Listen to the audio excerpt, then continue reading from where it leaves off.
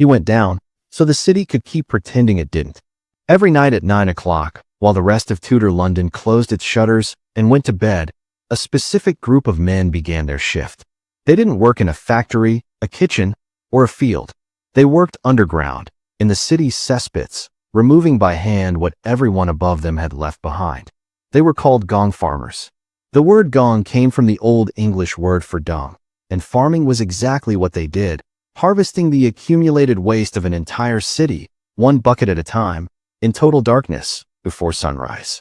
They were legally required to finish before 5 in the morning, before the city woke up and had to see them. This is the story of the people Tudor London could not function without, and worked very hard never to think about. To understand why this job existed, you have to understand how a city of hundreds of thousands of people managed its waste before modern sewage systems existed. Tudor London had no underground sewers in the modern sense. What it had were cesspits, deep, brick-lined chambers built beneath houses, taverns, and public buildings, designed to collect waste indefinitely until they were full. And they filled up, constantly, faster in densely populated areas than anyone had planned for when the city first began expanding rapidly in the 16th century. A full cesspit was not merely unpleasant. It was a genuine public health emergency. Overflow contaminated water supplies. It spread disease through streets and homes. It made entire neighborhoods temporarily uninhabitable. The city needed a solution, and the solution it found was human labor. Gong farmers worked in licensed crews, usually teams of 4 to 6 men under a master gong farmer who held the official contract for a given area of the city.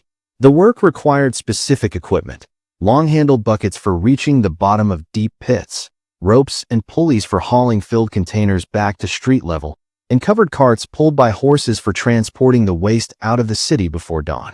The waste itself was called night soil, a term that managed to sound almost agricultural, and was sold to farmers outside London who used it to fertilize their fields. The gong farmers received payment from both the households whose pits they emptied and from the farmers who bought what they collected. In a good week, a skilled gong farmer could earn considerably more than a laborer or craftsman of similar standing. The pay was real. The demand was constant. The work was never going to disappear. But the smell didn't disappear either. It saturated clothing, skin, and hair in a way that no amount of washing fully removed. It followed gong farmers out of the pits and into the daylight, marking them as clearly as any uniform. And London, grateful for the service and repelled by the evidence of it, responded the way cities often respond to workers they cannot do without and cannot comfortably acknowledge. It told them where they were and were not allowed to live. Now here's what a typical shift actually looked like from the inside. The crew arrived at the job site after 9, once the street had emptied. The cesspit access was usually a heavy stone or wooden cover set into the floor of a yard, a cellar, or occasionally a street itself. These were lifted and set aside, opening the shaft. The smell that rose immediately was not subtle. Cesspits in active use accumulated methane, hydrogen sulfide, and carbon dioxide, gases produced by decomposition that built up in enclosed spaces over months and years. Men had died in cesspits before they were fully excavated, overcome by fumes before they understood what was happening. Experienced gong farmers knew to lower a lantern first and watch the flame.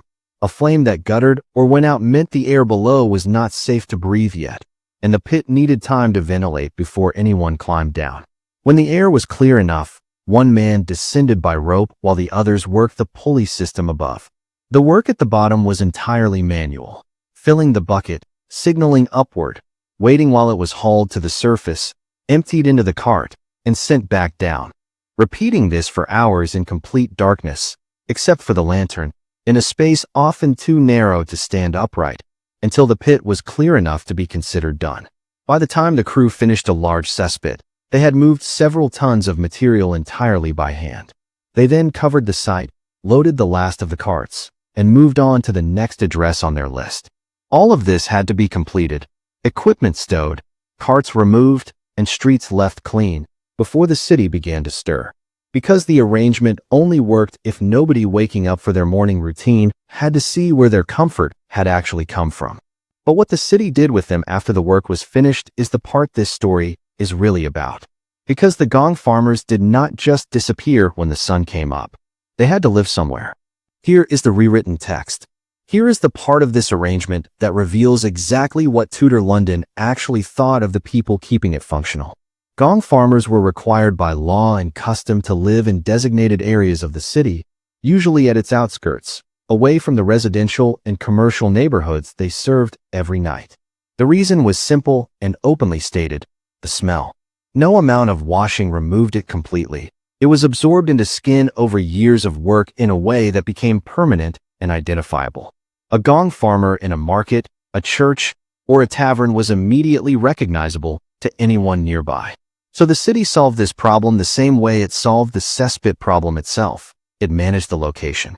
Gong farmers clustered in specific neighborhoods, usually near the city's edges, close enough to reach their work sites efficiently, but far enough that their daily presence did not disturb the parts of London where money was made and influence was held. They were not formally banned from most public spaces, but the practical reality of the smell meant they were unwelcome in most of them anyway. A tavern that permitted gong farmers to drink inside would lose its other customers. A market stall that sold to gong farmers directly risked the same. The social exclusion was maintained not through formal law, but through the reliable mechanism of collective discomfort, which turned out to be equally effective and considerably harder to challenge. And yet, records show that gong farmers formed their own communities within these designated margins. They drank together, they celebrated together. Some passed the trade to their sons, who knew no other life and found in it the same steady income their fathers had. The city needed them to exist. The city arranged for them to exist somewhere specific. And then the city got on with its day, stepping over the clean cobblestones that would not have been clean without them, and thought about something else entirely. We don't do this anymore, not exactly like this. Modern sewage systems made the gong farmers' specific job obsolete during the 19th century, replaced by underground infrastructure that moves waste mechanically without requiring anyone to descend into it by hand. The work still exists in modified forms: sewer maintenance, septic system servicing, and waste treatment plant operation. But the workers who do it don't carry the smell home in their skin. They have protective equipment, regulated hours, and legal protections against the kind of open social exclusion Tudor London enforced without embarrassment. What hasn't changed is the dynamic underneath all of it. We still produce waste, we still need people to manage it, and we still prefer not to think about how or by whom.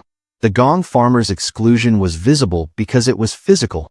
The smell announced his presence, and the city responded to it openly and consistently. Modern exclusions are quieter. The sanitation worker whose neighborhood gets fewer city services, the waste facility that gets sited where land is cheap, and the people opposing it have less political weight. We built better infrastructure. We kept the same instinct. Before you feel the comfortable distance of 7 centuries, consider this. Every city still decides, every single day, which essential services it makes visible and which it routes around the edges of the places it cares about most. The gong farmer disappeared when the technology made him unnecessary. The question of where we put the people who do the work we'd rather not watch has not gone anywhere at all. Here is what I want to know. Is there an essential service in your city that you genuinely never think about until it stops working? Name it in the comments. This is just one job the city buried before sunrise. You already know where to find the rest of them.